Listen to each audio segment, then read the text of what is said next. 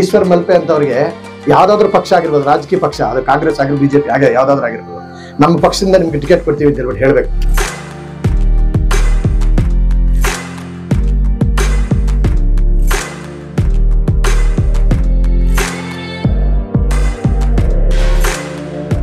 ರೇವತಿ ಅವರಿಗೂ ಸಹ ಈ ಮನೆಯಲ್ಲಿ ಒಳ್ಳೆಯ ಸಮೃದ್ಧಿ ಸಿಗ್ಲಿ ಅಂತ ದೇವರಲ್ಲಿ ನಾನು ಪ್ರಾರ್ಥಿಸ್ಕೊಳ್ತೇನೆ.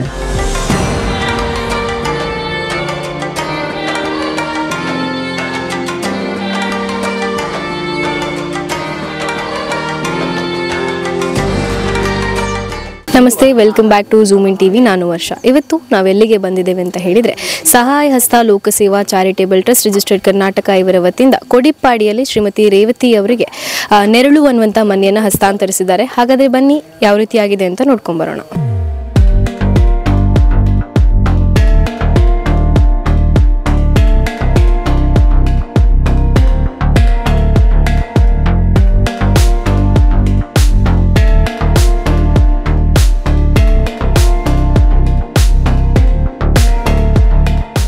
ಸಹಾಯ ಹಸ್ತ ಲೋಕಸೇವಾ ಚಾರಿಟೇಬಲ್ ಟ್ರಸ್ಟ್ ರಿಜಿಸ್ಟರ್ಡ್ ಕರ್ನಾಟಕ ಅನ್ನುವಂಥ ಈ ಒಂದು ಟ್ರಸ್ಟ್ ಸುಮಾರು ಸಮಾಜಮುಖಿ ಕಾರ್ಯಕ್ರಮಗಳನ್ನು ಮಾಡಿಕೊಂಡು ಬರ್ತಾ ಸಮಾಜಕ್ಕೊಂದು ಒಳ್ಳೆ ರೀತಿಯ ಸಂದೇಶವನ್ನು ನೀಡ್ಕೊಂಡು ಬಂದಿದ್ದಾರೆ. ಇವತ್ತು ನೆರಳು ಅನ್ನುವಂಥ ಮನೆಯನ್ನು ಶ್ರೀಮತಿ ರೇವತಿ ಅವರಿಗೆ ಹಸ್ತಾಂತರ ಕೂಡ ಮಾಡಿದ್ದಾರೆ. ಹಲವು ಸಮಾಜಮುಖಿ ಕಾರ್ಯಕ್ರಮಗಳನ್ನು ಮಾಡಿರುವಂಥ ಈಶ್ವರ್ ಮಲ್ಪೆ ಅವರಿಂದ, ಅಂದರೆ ಅವರು ತುಂಬ ಹಲವು ರೀತಿಯಾದಂಥ ಸಮಾಜಮುಖಿ ಕಾರ್ಯಕ್ರಮಗಳನ್ನು ಮಾಡಿ ಅವರಿಂದ ಬೇರೆಯವರಿಗೆ ಒಂದು ಒಳ್ಳೆ ರೀತಿಯಾದಂಥ, ಇನ್ನು ಸಮಾಜಕ್ಕೆ ಒಳ್ಳೆ ರೀತಿಯಾದಂಥ ಸಂದೇಶವನ್ನು ಕೊಟ್ಕೊಂಡು ಬಂದಿರುವಂಥ ಈಶ್ವರ್ ಮಲ್ಪೆ ಅವರಿಂದ ಈ ಒಂದು ನೆರಳು ಅನ್ನುವಂತಹ ಮನೆ ಶ್ರೀಮತಿ ರೇವತಿ ಅವರಿಗೆ ಹಸ್ತಾಂತರಗೊಂಡಿದೆ. ಇನ್ನು ಸಹಾಯ ಹಸ್ತ ಲೋಕಸೇವಾ ಚಾರಿಟೇಬಲ್ ಟ್ರಸ್ಟ್ಗೆ ಈಶ್ವರ್ ಮಲ್ಪೆ ಅವರು ಸದಾ ಬೆನ್ನೆಲುಬಾಗಿ ನಿಂತಿದ್ರು. ಎಲ್ಲ ಕೆಲಸಗಳಿಗೂ ಕೂಡ ನಾನು ಮುಂದೆ ನಿಂತು ಮಾಡ್ತೇನೆ ಅಂತ ಹೇಳುವಂತ ಒಂದು ಧೈರ್ಯವನ್ನ ನೀಡಿ ಈ ಒಂದು ಕಾರ್ಯಕ್ರಮಕ್ಕೂ ಕೂಡ ಅವರು ಧೈರ್ಯವಾಗಿ ಬಂದು ಈ ಒಂದು ಕಾರ್ಯಕ್ರಮವನ್ನು ಅವರು ನಡೆಸಿಕೊಟ್ಟಿದ್ದಾರೆ.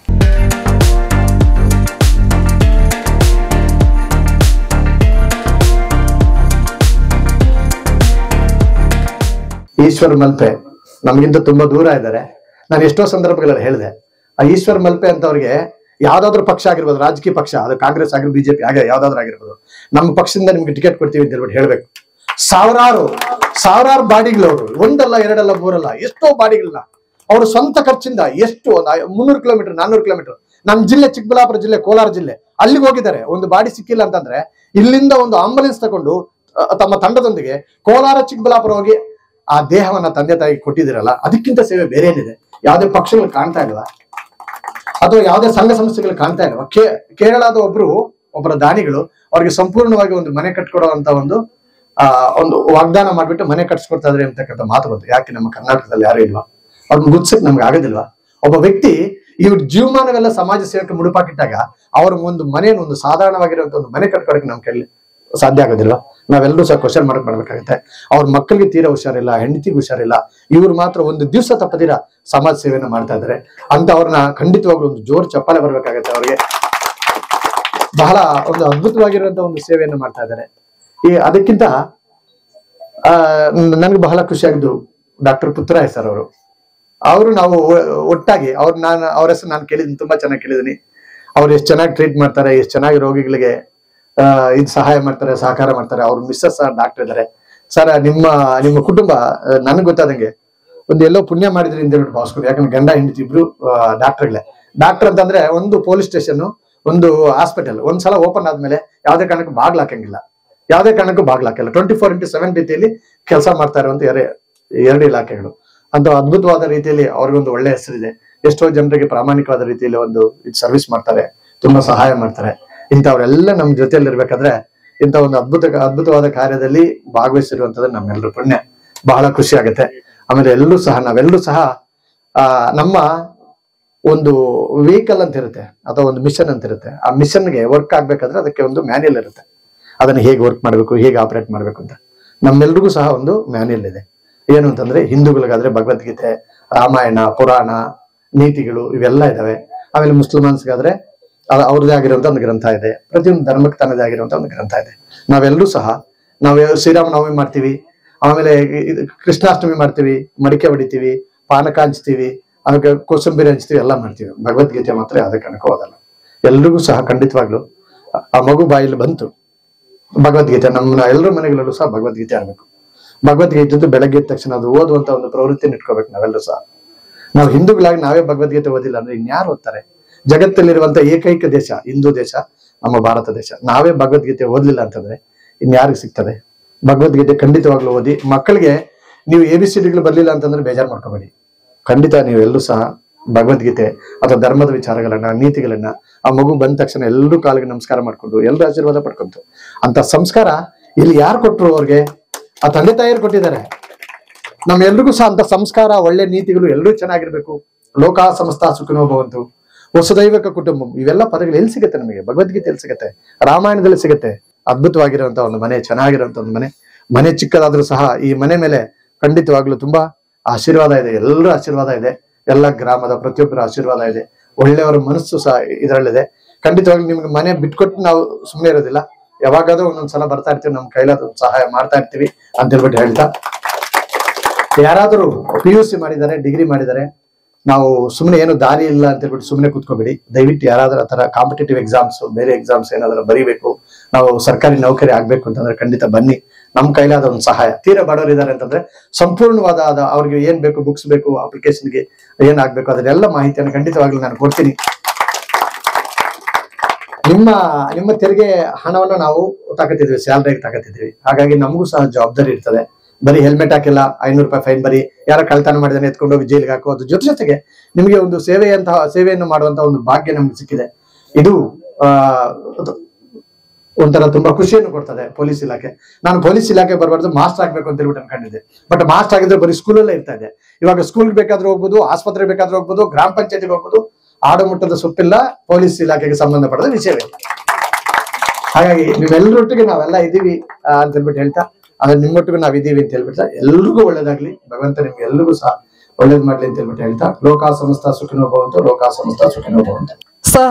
ಸಹಾಯ ಹಸ್ತ ಲೋಕಸೇವಾ ಚಾರಿಟೇಬಲ್ ಟ್ರಸ್ಟ್ ವತಿಯಿಂದ ಈ ಒಂದು ಮನೆ ಹಸ್ತಾಂತರ ಬಡವರಿಗೆ, ಕಷ್ಟದಲ್ಲಿದ್ದವರಿಗೆ, ನಾನು ಇದೇ ಮೊದಲನೇ ಸಲ ಕೇಳ್ತಾನೆ ಇಲ್ಲ. ಕಳೆದ ವರ್ಷ ಕೂಡ ಉಡುಪಿ ಜಿಲ್ಲೆಯಲ್ಲಿ ಇದ್ದವಾಗ ಇಲ್ಲಿಂದ ಬಂದು ಸಹಾಯ ಹಸ್ತ ಲೋಕ ಸೇವಾ ಚಾರಿಟೇಬಲ್ ಟ್ರಸ್ಟ್ನವರು ಅತ್ಯಂತ ಅನಾರೋಗ್ಯ ಪೀಡಿತ ಮಕ್ಕಳಿಗೆ ಅನೇಕ ಜನರಿಗೆ ಹೆಲ್ಪ್ ಮಾಡಿದ್ದಾರೆ. ಸ್ವತಃ ನಮ್ಮ ಠಾಣೆಗೆ ಬಂದು ಕೂಡ ನಮ್ಮ ಪರಿಚಯ ಆವಾಗ್ಲೇ ಅವ್ರದ್ದು ಆಗಿದ್ದು.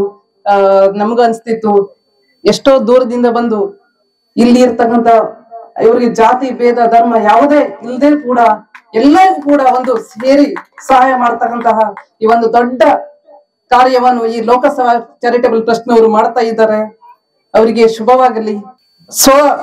ಹಣವನ್ನು ಕಲೆಕ್ಟ್ ಮಾಡಿಕೊಂಡು ಎಷ್ಟೋ ಜನರಿಗೆ ನೀವೆಲ್ಲ ಸ್ಫೂರ್ತಿದಾಯಕರಾಗಿದ್ದೀರಿ. ನಿಮ್ಮೆಲ್ಲರ ಕೆಲಸವೂ ಕೂಡ ಇನ್ನು ಹೆಚ್ಚಿನ ಕೆಲಸ ಮಾಡುವಂತ ಶಕ್ತಿ ಆ ಮಹಾಲಿಂಗೇಶ್ವರ ಸ್ವಾಮಿಯವರು ತಮ್ಗೆಲ್ಲರಿಗೂ ನೀಡ್ಲಿ. ಈ ಒಂದು ನೆರಳು ಮನೆ ಹಸ್ತಾಂತರ ಕಾರ್ಯಕ್ರಮದಂದು ನಮ್ಮೆಲ್ಲರನ್ನು ಪ್ರೀತಿ ಪೂರ್ವಕವಾಗಿ ತಾವೊಂದು ಕಾರ್ಯಕ್ರಮಕ್ಕೆ ನಮ್ಮನ್ನು ಕರೆಸಿದ್ರಿ. ತುಂಬಾ ಸಂತೋಷ ಅನ್ಸತ್ತೆ. ನಾವು ಕೂಡ ಇನ್ನು ಮುಂದೆಯೂ ಕೂಡ ಈ ರೇವತಿ ಅವರು ಏನಿದ್ದಾರೆ ಇಲ್ಲಿ ಸರ್ ಹೇಳಿದಾಗೆ ಅವ್ರಿಗೆ ಏನೇ ಒಂದು ಸಹಾಯ ಬೇಕಾದ್ರೂ ಕೂಡ ನಮ್ಮ ವತಿಯಿಂದ ಏನಾಗತ್ತೆ ಅದು ಖಂಡಿತವಾಗಿ ನಾವು ಮಾಡ್ಲಿಕ್ಕೆ ಬಯಸ್ತೇವೆ ಅಂತ ಹೇಳ್ತಾ, ಇದೊಂದು ಲೋಕಸೇವಾ ಚಾರಿಟೇಬಲ್ ಟ್ರಸ್ಟ್ ಕೆಲಸ ಇನ್ನೂ ಕೂಡ ಉನ್ನತ ಮಟ್ಟಕ್ಕೆ ಏರ್ಲಿ ಅಂತ ದೇವರ ಆ ಶಕ್ತಿಯನ್ನು ಕೊಡ್ಲಿ ಅಂತ ಒಂದು ಬಯಸ್ತಾ ನನ್ನ ಮಾತಿಗೆ ಒಂದು ಪೂರ್ಣ ವಿರಾಮ ಇಡ್ತಾ ಇದ್ದೇನೆ. ನಮಸ್ಕಾರಗಳು. ಅಶಕ್ತರಿಗೆ ಸಹಾಯ ನೀಡುವಂತ, ಅವರಿಗೊಂದು ನೆರಳು ನೀಡುವಂತ, ನೆರಳು ಎಂಬ ಹೆಸರಿನ ಈ ಮನೆಯನ್ನು ನೀಡುವಂತ ಒಂದು ಅತ್ಯದ್ಭುತ ಕಾರ್ಯಕ್ರಮವನ್ನು ಮಾಡಿದ್ದೀರಿ. ಈ ಕಾರ್ಯಕ್ರಮದಲ್ಲಿ ಈ ಮನೆಯನ್ನು ನಿರ್ಮಿಸುವ ನೆರವು ನೀಡಿದಂತ ಈ ಟ್ರಸ್ಟ್ಗೆ ಹಾಗೂ ಎಲ್ಲ ದಾನಿಗಳಿಗೆ ವಿಶೇಷವಾದ ಅಭಿನಂದನೆಗಳನ್ನು ಈ ಸಂದರ್ಭದಲ್ಲಿ ಸಲ್ಲಿಸ್ತಾ ಇದ್ದೇನೆ. ಅದೇ ರೀತಿ ನಮ್ಮ ವೇದಿಕೆಯಲ್ಲಿರುವಂತಹ ಚಾರಿಟೇಬಲ್ ಟ್ರಸ್ಟ್ ನವರು ಭಂಡಾರ್ಕರ್ ಅವರು, ಅವರ ಬಗ್ಗೆ ನಾನು ತಿಳಿದುಕೊಂಡಿದ್ದೆ ಮೊದಲೇ ಸಾಮಾಜಿಕ ಜಾಲತಾಣಗಳಲ್ಲಿ ಅನೇಕ ಕೆಲಸಗಳನ್ನು, ಲಕ್ಷಗಟ್ಟಲೆ ವೆಚ್ಚದ ಔಷಧಿಗಳನ್ನು, ಬೇರೆ ಬೇರೆ ರೀತಿಯ ವೈದ್ಯಕೀಯ ನೆರವುಗಳನ್ನು ನೀಡುತ್ತಾ ಇದ್ದಾರೆ ಅನೇಕ ವರ್ಷಗಳಿಂದ. ಅವರನ್ನು ಇವತ್ತು ಮುಖತಃ ಕಾಣುವಂತ ಒಂದು ಭಾಗ್ಯ ಸಿಕ್ಕಿದೆ ಅಂತ ಹೇಳ್ಬೋದು. ಸರ್, ನಿಮಗೂ ಸಹ ವಿಶೇಷ ಅಭಿನಂದನೆಗಳನ್ನು ಸಲ್ಲಿಸ್ತಾ ಇದ್ದೇನೆ. ಈ ರಾಮರಾಜ್ಯ ಖಂಡಿತ ನಿಮ್ಮಂತ ಅಧಿಕಾರಿಗಳಿದ್ರೆ ಆಗ್ತದೆ. ಯಾವುದೇ ಪೊಲಿಟಿಷಿಯನ್ಸ್ ಅಥವಾ ಬೇರೆ ಯಾವುದೇ ಸಿನಿಮಾ ನಟರಿಂದ ಖಂಡಿತ ನಮ್ಮ ದೇಶ ನಿರ್ಮಾಣ ಮಾಡ್ಲಿಕ್ಕೆ ಆಗುದಿಲ್ಲ. ನಿಮ್ಮಂತ ಅಧಿಕಾರಿಗಳು ಜನಸಾಮಾನ್ಯರಿಗೆ ಸಹಾಯ ಮಾಡ್ತಾ ಇದ್ರೆ ಖಂಡಿತ ರಾಮರಾಜ್ಯ ಆಗ್ತದೆ ಅಂತ ಹೇಳುತ್ತಾ, ಹಾಗೆ ವೇದಿಕೆಯಲ್ಲಿರುವ ಎಲ್ಲ ಗಣ್ಯರುಗಳಿಗೆ ಇನ್ನೊಮ್ಮೆ ಧನ್ಯವಾದಗಳನ್ನು ಅರ್ಪಿಸುತ್ತಾ, ಹಾಗೆ ಈ ಕಾರ್ಯಕ್ರಮದಲ್ಲಿ ಭಾಗವಹಿಸಲಿಕ್ಕೆ ಅನುವು ಮಾಡಿಕೊಟ್ಟಂತ ನಿಮಗೂ ಧನ್ಯವಾದಗಳನ್ನು ಅರ್ಪಿಸುತ್ತಾ, ಈ ಮನೆಯಲ್ಲಿ ನೆಲೆಸುವಂತ ಕುಟುಂಬದವರಿಗೆ ದೇವರು ಸುಖ ಶಾಂತಿ ನೀಡ್ಲಿ, ಸದಾ ಅವರಿಗೆ ಯಾವುದೇ ಮುಂದಕ್ಕೆ ಕಷ್ಟ ಬರದೇ ಇರ್ಲಿ ಅಂತ ದೇವರಲ್ಲಿ ಪ್ರಾರ್ಥಿಸ್ತಾ ಎಲ್ಲರಿಗೂ ಇನ್ನೊಮ್ಮೆ ವಂದಿಸ್ತಾ ಎರಡು ಮಾತುಗಳು ಮುಗಿಸ್ತಾ ಇದ್ದೇನೆ. ಈಗಾಗಲೇ ಸಹಾಯಸ್ತ ಮನೋಹರ್ ಇರ್ಬೋದು, ಬೇರೆ ತಂಡದವರು ಇರ್ಬೋದು, ಮಂಗಳೂರಿಗೆ 3-4 ಸಲ ಬಂದಿದ್ದಾರೆ. ಇದು ಯಾಕೆ ಹೇಳಿದೆ ಅಂತ ಹೇಳಿದ್ರೆ, ಇದರ ಮನೆ ಕಟ್ಟಿ ಕೊಡೋದು ಮಾತ್ರ ಅಲ್ಲ, ಅದರ ಹಿಂದೆ ಅವರು ಎಷ್ಟು ಶ್ರಮ ಪಟ್ಟಿದ್ದಾರೆ ಅಂದ್ರೆ ಎಲ್ಲಾ ಕಡೆ ಹೋಗ್ಬೇಕಾಗ್ತದೆ. ರೇವತಿ ಅವರನ್ನು ಕರ್ಕೊಂಡು, ಅವ್ರ ಮಗಳನ್ನು ಕರ್ಕೊಂಡು 2 ಸಲ ಬಂದಿದ್ದಾರೆ. ಹಾಗೇನೆ ಅದು ಬಿಟ್ಟು 1-2-3 ಸಲ ಬಂದು ಮನೆದು ಪ್ರೋಗ್ರೆಸ್ ಬಗ್ಗೆ, ಅದು ಇನ್ನು ಹೇಗೆ ಮುಂದೆ ತಗೊಂಡು ಹೋಗ್ಬೋದು ಎಲ್ಲ ಬಂದು ಡಿಸ್ಕಸ್ ಮಾಡ್ತಾ ಇದ್ರು. ಮಾತ್ರ ಇವತ್ತು ಮನೆ ನೋಡುವಾಗ ಬಹಳ ಖುಷಿ ಆಗ್ತದೆ. ಯಾಕೆಂದ್ರೆ ಒಂಚೂರು ತಡ ಆದ್ರೂ ಕೂಡ ಒಂದು ಸುಸಜ್ಜಿತ ಮನೆಯನ್ನು ನಿರ್ಮಿಸಿ ಇವತ್ತು ಹಸ್ತಾಂತರ ಮಾಡಿದ್ದಾರೆ. ಅಭಿನಂದನೆಗಳು ಎಲ್ಲ ತಂಡದ ಸದಸ್ಯರಿಗೆ.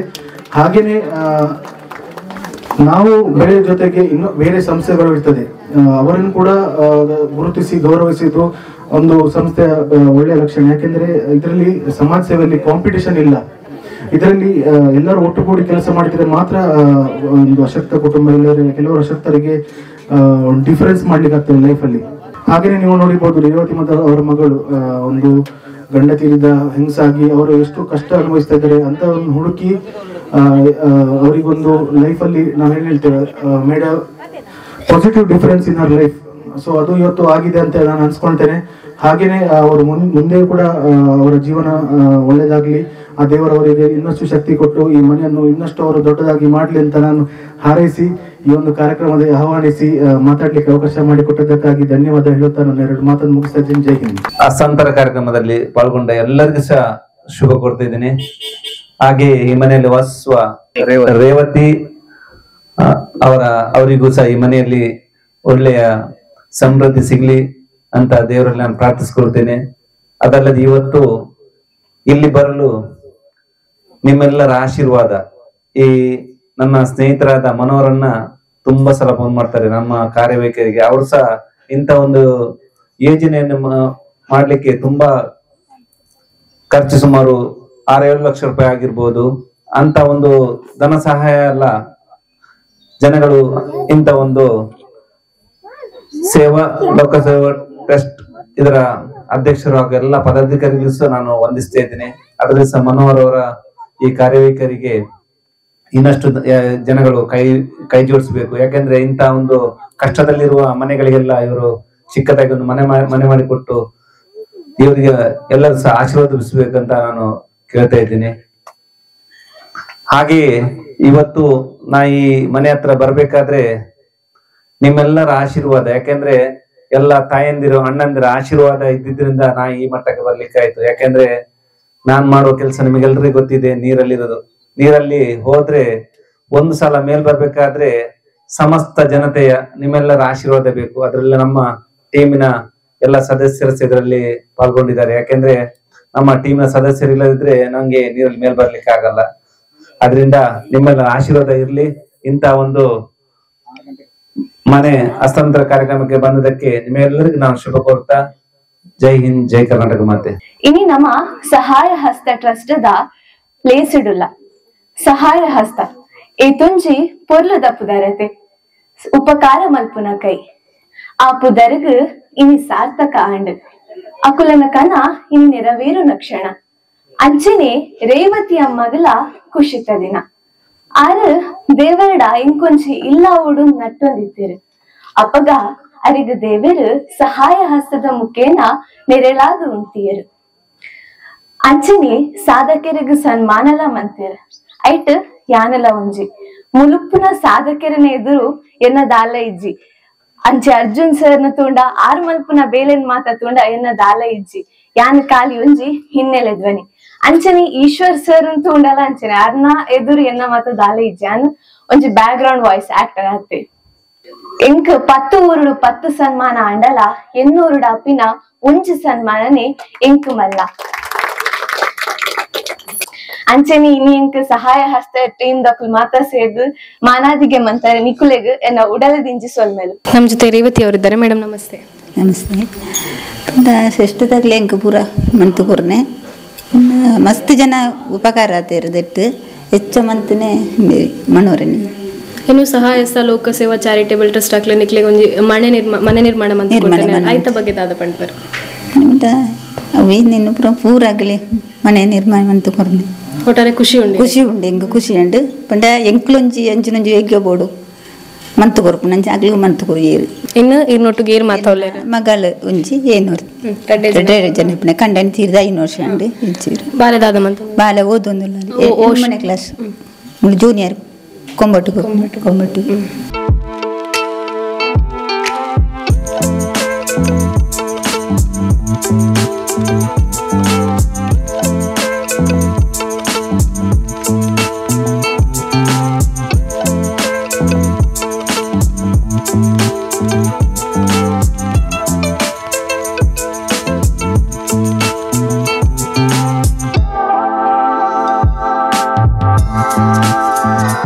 ನಮ್ಮ ಜೊತೆ ಸಹಾಯಸ್ತ ಲೋಕಸೇವಾ ಚಾರಿಟೇಬಲ್ ಟ್ರಸ್ಟ್ ರಿಜಿಸ್ಟರ್ಡ್ ಕರ್ನಾಟಕ ಇದರ ಕಾರ್ಯದರ್ಶಿ ಆಗಿರುವ ಮನೋಹರ್ ಹಾಗೂ ಗೌರವಾಧ್ಯಕ್ಷರಾಗಿರುವಂಥ ಉದಯ್ ಅರ್ಜುನ್ಗುಳಿ ಅವರು ನಮ್ಮ ಜೊತೆ ಇದ್ದಾರೆ. ಸರ್ ನಮಸ್ತೆ.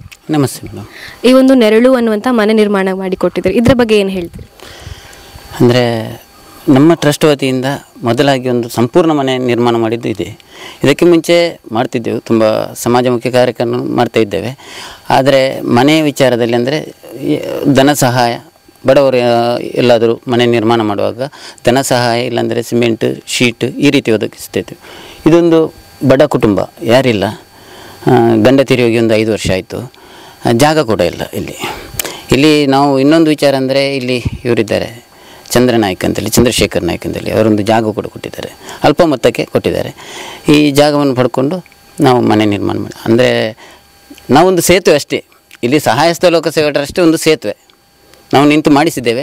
ತುಂಬ ಜನ ದಾನಿಗಳು ನಮಗೆ, ಎಲ್ಲ ಸಂಘ ಸಂಸ್ಥೆಗಳು ನಮಗೆ ಹೆಲ್ಪ್ ಮಾಡಿದ್ದಾರೆ. ಅದರಲ್ಲೂ ಕೂಡ Arjun Bhandarkar, save life charitable ಟ್ರಸ್ಟ್ನ ಅರ್ಜುನ್ ಭಂಡಾರ್ಕರ್ ತುಂಬ ಇದು ಮಾಡಿದ್ದಾರೆ. ಸ್ವರ್ಣ ಸಂಜೀನಿ ಅವರು, ತುಳುನಾಡ ಪೊರ್ಲು ಸೇವಾ ಟ್ರಸ್ಟ್ನವರು ತುಂಬ ಹೆಲ್ಪ್ ಮಾಡಿದ್ದಾರೆ ನಮಗೆ. ಸರ್, ಇನ್ನು ಟ್ರಸ್ಟ್ನ ಬಗ್ಗೆ ಹೇಳೋದಿದ್ರೆ? ನಮಸ್ಕಾರ. ಟ್ರಸ್ಟ್ನ ಬಗ್ಗೆ ಹೇಳಬೇಕು ಅಂದರೆ ಇದು 7ನೇ ವರ್ಷ ಟ್ರಸ್ಟ್ ರೂಪೀಕರಣ ಆಗಿ ಪುತ್ತೂರು ಒಂದು ಕೇಂದ್ರ ಆಗಿದ್ದುಕೊಂಡು ರಿಜಿಸ್ಟರ್ ಮಾಡಿಪಟ್ಟು 7 ವರ್ಷ ಆಯಿತು. ಸಹಾಯ ಹಸ್ತ ಲೋಕಸೇವಾ ಟ್ರಸ್ಟ್ ಎನ್ನುವಂಥ ಒಂದು ಟ್ರಸ್ಟನ್ನು 2018 ಫೆಬ್ರವರಿಯಲ್ಲಿ ರಿಜಿಸ್ಟ್ರಿ ಮಾಡಿದ್ದೇವೆ. ಒಂದು ಆಕಸ್ಮಿಕ ಘಟನೆ ಅಂತ ಹೇಳ್ಬೋದು ಟ್ರಸ್ಟ್ ನಿರ್ಮಾಣ. ಯಾಕೆಂದರೆ ನಮ್ಮಲ್ಲಿ ಈ ಟ್ರಸ್ಟ್ನಲ್ಲಿ ಯಾರು ಸಮಾಜದಲ್ಲಿ ದೊಡ್ಡ ಹೆಸರು ಮಾಡಿದಂಥ ವ್ಯಕ್ತಿಗಳು ಯಾರೂ ಇಲ್ಲ. ಎಲ್ಲ ಚಿಕ್ಕ ಪುಟ್ಟ ಕೆಲಸ ಮಾಡಿಕೊಂಡು ದೈನಂದಿನ ಸಂಬಳದಲ್ಲಿ ಜೀವನ ಮಾಡುವಂಥ ವ್ಯಕ್ತಿಗಳಿಂದ ಒಂದು ರೂಪೀಕರಣ ಆದ್ದು. ಶ್ರೀಯುತ ಸತ್ಯನಾರಾಯಣ ಭಟ್ ಅಂತ ಇದ್ದಾರೆ, ಅವರು ಸನ್ಯಾಸಿ ಗುಡ್ಡೆ ಕುಂಬ್ರದ ಸಮೀಪದಲ್ಲಿ. ಅವರು ಇದಕ್ಕೆ ಟ್ರಸ್ಟನ್ನು ರೂಪೀಕರಿಸುವುದಕ್ಕೆ ನೇತೃತ್ವ ಕೊಟ್ಟವರು. ಸೊ ಆ ಟೈಮಲ್ಲಿ ಸ್ವತಃ ನಾನೇ ನಮಗೆ ಬೇಡ ಇದು ಟ್ರಸ್ಟು, ನಮಗೆ ಇದು ಕಷ್ಟ, ಮುಂದುವರಿಸಲಿಕ್ಕೆ ಕಷ್ಟ ಅಂತ ಹೇಳುವಂಥ ಒಂದು ವಿಚಾರವನ್ನು ನಾನು ಹಲವು ಸಾರಿ ಅವರಲ್ಲಿ ಹೇಳಿದ್ದೆ.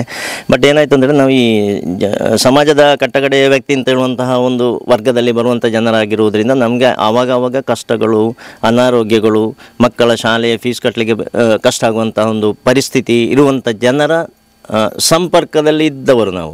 ಸೊ ಇದನ್ನೆಲ್ಲ ನೋಡುವಾಗ ಮತ್ತು ಇನ್ನೊಂದು ವಿಶೇಷವಾಗಿ ಅಂತ ಹೇಳಿದರೆ ಒಂದು ಈ ಕುಕ್ಕಿಂಗ್ ಫೀಲ್ಡು ಬಹಳ ಒಂದು ನಾವು ಮನಗಂಡಾಗೆ ಎಲ್ಲ ಕೆಲಸಗಳಲ್ಲಿಯೂ ಅದರದ್ದೇ ಆದ ಕಷ್ಟ ಇದೆ. ಬಟ್ ಅಡುಗೆ ಫೀಲ್ಡಲ್ಲಿ ರಾತ್ರಿ ಹಗಲು ದುಡಿಬೇಕು, ಇದ್ದ ದಿನ ಹೋದರೆ ಆಯಿತು, ಇಲ್ಲಾಂದರೆ ಇಲ್ಲ. ಆ ಟೈಮಲ್ಲಿ ಸ್ವಲ್ಪ ಬೆಂಕಿದಾಗಿ ಮತ್ತು ಕುದಿಯುವ ಎಣ್ಣೆದಾಗಿ ಹೀಗೆಲ್ಲ ಸ್ವಲ್ಪ ನಮಗೆ ಸಮಸ್ಯೆಗಳದು. ಆ ಸಂದರ್ಭದಲ್ಲಿ ನಾನು ಸಹಾಯ ಮಾಡಬೇಕು ಅಂತೇಳಿ ನಾವು ಹೊರಟಾಗ, ನಿಜವಾಗ್ಲೂ ಹೇಳ್ತಾ ಇದ್ದೇನೆ, ಯಾರಿಗಾದ್ರೂ ಸಹಾಯ ನಮ್ಮಂಥವರಿಗೆ ಸಹಾಯ ಮಾಡಬೇಕು ಅಂತ ಹೊರಟಾಗ ನಮಗಿಂತ ಕಷ್ಟದಲ್ಲಿರುವ ಜನರ ನಮ್ಮ ಕಣ್ಣ ಮುಂದೆ ಗೋಚರಿಸಿದರು. ಸೊ ಅದೇನಾಯಿತು ಅಂದರೆ ಸಾರ್ವಜನಿಕವಾಗಿ ಎಲ್ಲಿ ಯಾರಿಗೆ ಏನೇ ಕಷ್ಟ ಆದರೂ ಕೂಡ ಸಹಾಯ ಹಸ್ತ ಚಾರಿಟೇಬಲ್ ಟ್ರಸ್ಟ್ನ ಜನರ ಇತಿಮಿತಿಯ ಒಳಗಡೆ ಇದ್ದುಕೊಂಡು ನಾವು ಕೆಲಸ ಮಾಡ್ತಾ ಇದ್ದೇವೆ. ಯಾವುದೆಲ್ಲ ದಾಖಲೆಗಳು ಬೇಕು, ಜೆನ್ಯೂನ್ ಆಗಿರಬೇಕಾದಂತಹ ಒಂದು ಟ್ರಸ್ಟ್ ಹೇಗಿರಬೇಕು ಅಂತ ಕೇಳಿದರೆ ಆ ಮಟ್ಟದಲ್ಲಿ ನಾವು ಇದನ್ನು ಸ್ವತಃ ನಾವು ಅದನ್ನು ಏನಂದರೆ ಮನಗೊಂಡುಕೊಂಡು ಇನ್ನು ಯೂಟ್ಯೂಬಲ್ಲೋ ಅಥವಾ ಇನ್ನು ಬೇರೆ ಬೇರೆ ಇವರಲ್ಲಿ ಇದು ಮಾಡಿಕೊಂಡು ನಾವು ಏನು ಆಗಬೇಕು ಅದನ್ನು ನಾನು ಈ ಥರ ಅಂತೇಳಿ ಹೇಳುವಾಗ ತುಂಬ ನಮ್ಮ ಒಟ್ಟಿಗೆ ನಿಂತವರು ಮನೋಹರ್ ಪೂಜಾರಿಯವರು, ಕಾರ್ಯದರ್ಶಿಯವರು. ನಾನು ಏನು ಹೇಳ್ತೇನೆ ಅದನ್ನು ಮರುದಿವಸ ಅವರು ಹೋಗಿ ಮಾಡಾಗ್ತದೆ. ಸೊ ಅಂಥ ಒಂದು ಚುರುಕುತನದಿಂದ ಓಡಾಡುವ ಒಬ್ಬ ಮನೋಹರ್ ಪೂಜಾರಿಯವರು ಕಾರ್ಯದರ್ಶಿಯಾಗಿ ಬಂದ ಮೇಲೆ ಮತ್ತು ಕೂಡ ನಮ್ಮ ಬೆಳವಣಿಗೆ ಆಗ್ತಾ ಉಂಟು.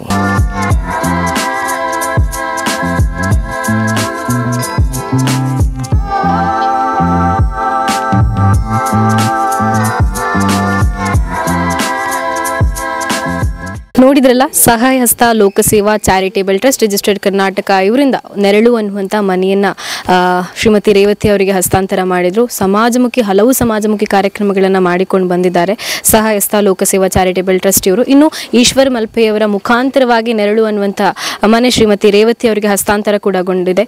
ಒಂದು ಒಳ್ಳೆ ರೀತಿಯಾದಂಥ ಸಮಾಜಕ್ಕೆ ಒಂದು ಒಳ್ಳೆ ರೀತಿಯಾದ ಸಂದೇಶವನ್ನ ಕೊಡುವಂಥ ಕಾರ್ಯವನ್ನ ಈ ಒಂದು ಟ್ರಸ್ಟ್ ಮಾಡಿಕೊಂಡು ಬಂದಿದೆ. ಇನ್ನೂ ಅವರಿಂದ ಈ ಒಂದು ಒಳ್ಳೆ ರೀತಿಯಾದಂಥ ಕಾರ್ಯಕ್ರಮಗಳು ನಡೀಲಿ ಅಂತ ನಾವು ಆಚಿಸ್ತಾ ಇದ್ದೇವೆ. ಇದಾಗಿತ್ತು ಇವತ್ತಿನ ವಿಶೇಷ. ನೋಡ್ತಾ ಇರಿ ಝೂಮ್ ಇನ್ ಟಿವಿ, ಸದಾ ನಿಮ್ಮೊಂದಿಗೆ.